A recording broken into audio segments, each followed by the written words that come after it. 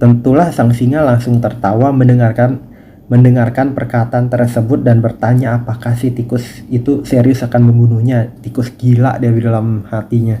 Tikus pun meyakinkan hal itu dan si singa berkata, nih kalau misalnya nih saya cuma bilang teman-teman, kalau singanya baik, dia nggak bakal cari masalah.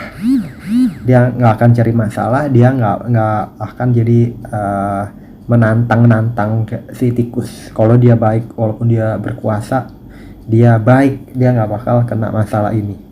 Tapi dia ini dibilang ceritanya nih singa preman yang cari masalah. Jadi dia nantangin si tikus. Si tikus juga kasih challenge tantangan kematian ke itu dalam waktu 1 bulan. Jadi klop nih si singa kena jebakan. Kecuali si singanya nggak macem-macem. Karena dia udah nantangin, dia udah macem-macem dong. Jadi dia kebawa, jadi mau adu kan. Baiklah, jika engkau yakin dapat membunuhku, aku akan nunggu itu sebulan dimulai dari sekarang. Malah si singa nantangin, harusnya kan udahlah, dasar tikus kecil, dia pergi aja lah si singanya, nggak usah ganggu dasar tikus kecil. Atau enggak dia apain si tikus langsung saat itu juga. Enggak, dia kasih waktu 1 bulan, dia mikir ke depan. Jadi kita boleh mikir ke depan teman-teman, tapi ya kita boleh mikir ke depan, tapi kita harus ya lakuin semua yang terbagus hari ini. Masa depan banyak bisa perubahan regulasi, peraturan, perubahan kebijakan, kita punya rezeki bisa berubah, keadaan bisa berubah, banyak hal. Singa bilang lagi, jika engkau tidak bisa melakukannya, engkau akan kugantung mati di depan semua hewan. Kalau dia nggak bisa membuat dia terbunuh dalam 1 bulan. Si tikus ini tenang, si tikus ini nggak cari masalah. Ya udah, dia santai aja, dia santai ya gitu.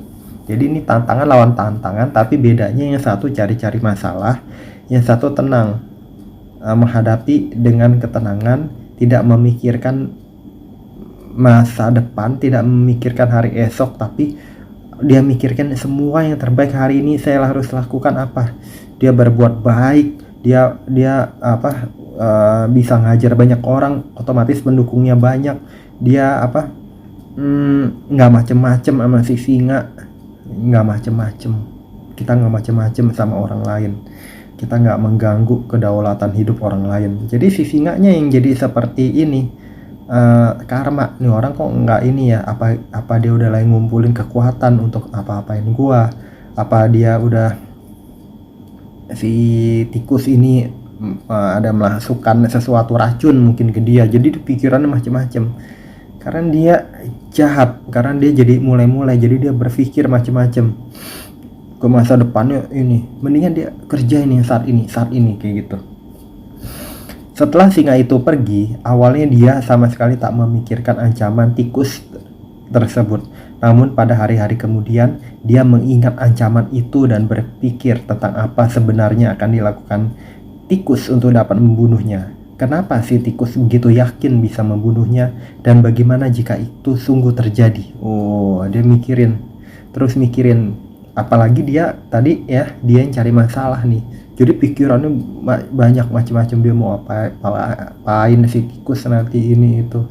Harusnya kalau dia mau ngebunuh si tikus saat ini juga dia bunuh, bisa aja kan, bisa aja. Cuman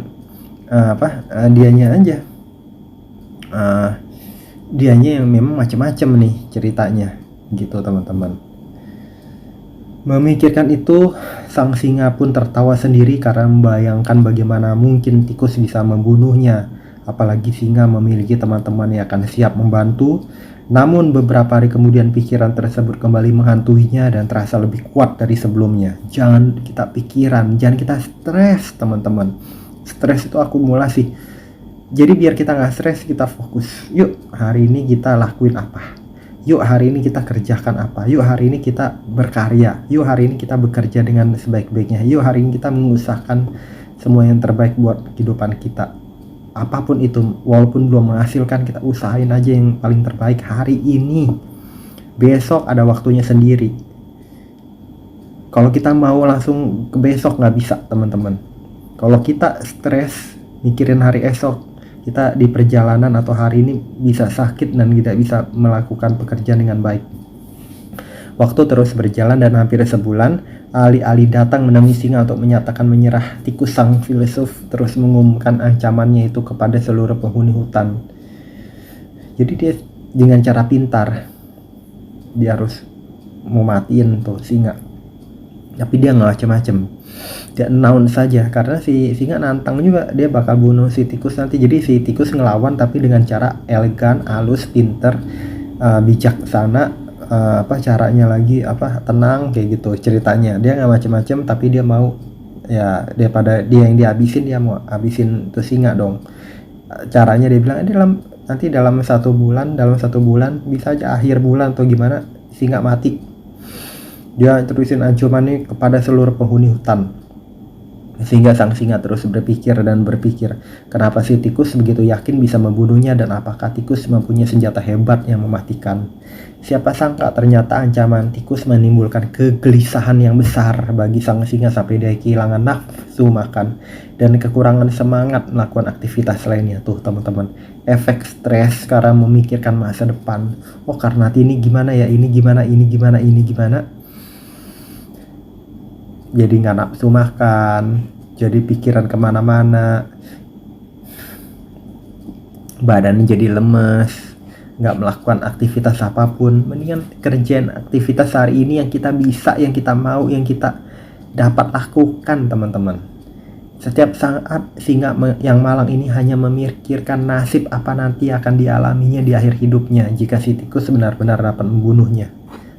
Jadi bukan terlalu banyak mikir, karena dia berpikir sih nggak apa-apa ya, tapi baiknya kan kerjakan sekarang. Tapi perencanaan nggak apa-apa, tapi yang baik-baik dong. Kalau emang dia udah rencanain yang nggak baik ke si tikus, apalagi dia pengacau, itu lain cerita.